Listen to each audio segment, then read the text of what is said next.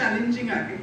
आणि मी माझ्या अनुभवातून सांगते किंवा कुचिक मॅडमच्या अनुभवातून सांगते की तू भविष्यामध्ये डिसिजन मेकिंग मध्ये राहण्यापेक्षा अंमलबजावणी क्षेत्रामध्ये जर जास्त प्रभावीपणे उतरली तर आपण लोकांपर्यंत आपल्या कामातून पोहोचतो.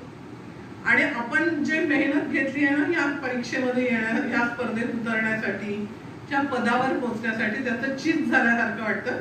कारण आपण लोकसेवेचं, जनसेवेचं जे काही डोक्यामध्ये एक स्वप्न असतं, काहीतरी विजन असतं, ते आपण इथे प्रत्यक्षात उतरवू शकतो.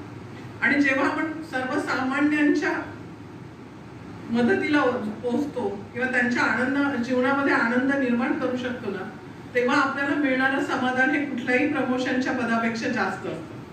त्यामुळे तुला ह्या स्पर्धेमध्ये येण्यासाठी मनपूर्वक तुझं स्वागत आहे आणि तुला चांगली संधी म्हणून चांगलं काम करण्याची संधी मिळावी अशी शुभेच्छा देते. आणि मला